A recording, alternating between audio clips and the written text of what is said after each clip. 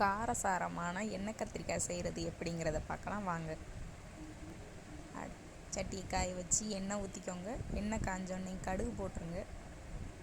கடுகு வெடிச்சுன்னு கருவேப்பிலை, ஒரு 10 சின்ன வெங்காயம், நல்லா அதை வதங்கின உடனேயும் நம்ம அலசி வச்சுருக்கிற கத்திரிக்காவை எண்ணெயில் நல்லா வதக்கணும். கொஞ்சம் நல்லா வதங்கி வந்த உடனே மஞ்சள் தூள், மல்லித்தூள், மிளகாய்த்தூள், ஜீரகத்தூள், தேவையான அளவு உப்பு போட்டு நல்லா கிளறி விடுங்க.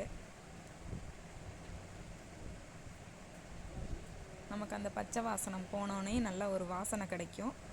நல்லா சுருளை வதக்கி விட்டுக்கிட்டே இருங்க. இப்போ சுவையான எண்ணெய் கத்திரிக்காய் தயார்.